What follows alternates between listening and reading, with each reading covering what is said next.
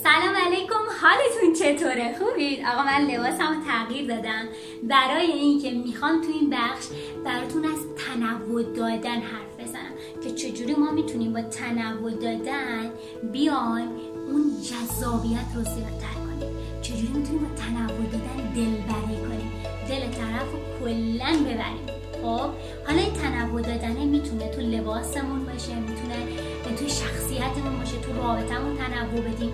خلاصه این تنوع دادن میتونه یک هیجان خیلی زیادی رو توی رابطه تو بیاره. به عنوان کسی که مثلا مجردی میخوای هر دفعه بری سر قرار دیگه، سعی کن لباس تکراری نباشی. خب نمیگم لباس گرون برو بپوش، میگم نه، ولی اون لباس هایی که میپوشی تنوع داشته باشه، رنگ لاکات هر دفعه فرق کنه، آرایشت متفاوت باشه. اینجوری باعث میشه طرف مقابل یه نگاه دیگه به تو داشته باشه، اصلا اون دلبری از سر و صورتت میباره دیگه.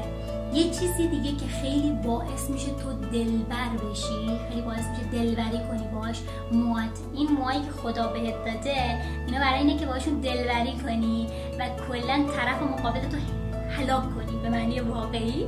خب حالا ما میتونیم خیلی استفاده کنیم از مو، میتونیم فرش کنیم، میتونیم صافش کنیم، رو اصلی ببندیم. هر دفعه یه جوری سعی کنید به عنوان یک زن هیچ وقت موتون خیلی کوتاه نکنید. موهای خیلی کوتاه به شما یه شخصیت مردونه میده. ببین همه ما یک ژن زنها، خب یک ژن مردونه هم درونمون هست. وقتی شما زیادی موهاتو کوتاه میکنی انگار اون ژن مردونه درونت فعال میشه و چی؟ و اون هورمون‌ها ترشح میکنه و اصلا اخلاقت هم مردونه میشه. این به صورت علمی ثابت شده.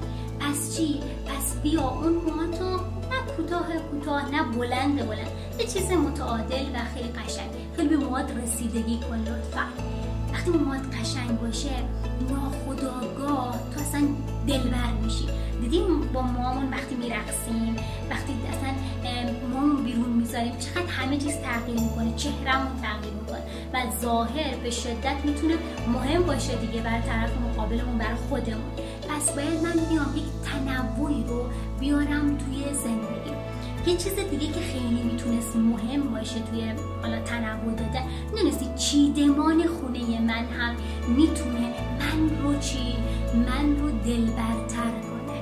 آره مثلا وقتی که یک مرد میبینه هر دفعه این خونه تمیزه، این خونه قشنگه، شلخته نیست، هر چیزی پرت نشده یه جا، چی میشه؟ اون مرد اصلا ناخودآگاه تو در چشمش جذاب میشی. یا هر دفعه مثلا غذایی که درست میکنه، دیزاینش میکنه، سالادش یه جور دیگه است، تنوع میده. مثلا تو هر روز یه جوری صبحانه درست میکنی دیگه، اون دیگه خسته کننده میشه. یعنی زمانی که تو میای هر دفعه یه جوری میشی، این باعث میشه که اون تنوع زیاد بشه تو رابطتون. یعنی تو قابل پیش بینی نباید باشی. اوکی؟ که طرف حدس بزنه میگه من الان میرم خونه دیگه، این آدم لم داده همونجا رو مبل و همون لباس. به عنوان یک زن باید خیلی به خودت اهمیت بدی. باید این تنوع رو زیاد کنی. مثلا به جای یه دونه عطر برو 10 تا عطر بخر. یه دونه عطر گرون نخر، 10 تا عطر بخر از اونایی که یکم ارزون تره. هر دفعه یه عطری بزن، هر دفعه بذار یه بوی رو احساس کنه، هر دفعه بذار فکر کنه داره با یه آدم جدید حالا سکس میکنه، با یه آدم جدید رفتار میکنه، حرف میزنه، صحبت میکنه، روبروش اصلا. خب اینجوری این تنوع دادن تو رابطه بسیار میتونه تاثیرگذار باشه تو رابطمون. پس سعی کنیم که تنوع رو بیاریم تو رابطه، تنوع رو تو وجود خودمون بسازیم. بازم دارم بهت میگم اینو رو برای اون نمیگم، برای خودت میگم. وقتی تو تنوع میدی به خودت، هم موهاتو درست میکنی، به خودت میرسی، آرایشتو اوکی میکنی، حال درونی تو تغییر میکنه. ببین وقتی حالتو تغییر میکنه تو ناخودآگاه جذاب میشی، ناخودآگاه دلبر میشی، ناخودآگاه دلبری میکنی برای طرف مقابل. دلبری کردن به اشفه اومدن نیست، دلبری کردن به اون درونیه، میخوایم اون ذاتین رو بسازیم. پس تنوع دادن به شدت میتونه مهم بشه.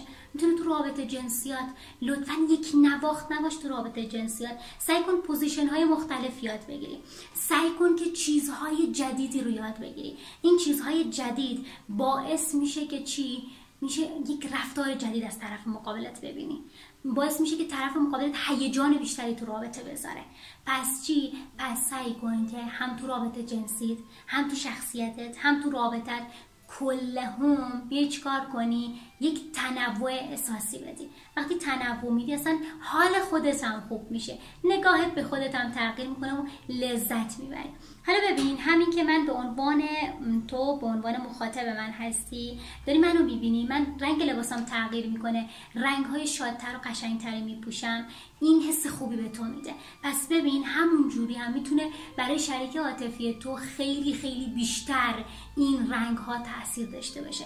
پس رنگ‌های مختلف استفاده کن، سعی کن از رنگ‌های جیغ خوشگل استفاده کنی، قرمز، صورتی، بنفش، از این رنگ‌ها استفاده کنی که این انرژی تو رو چند برابر میکنه، شادت میکنه، خوشحالت میکنه. یعنی یه جورای تنوع میشه توی رابطت بدی و میتونه کلی برات حال خوب و خلاصه چیز خوب بیاره دیگه. بریم بخش بعدی.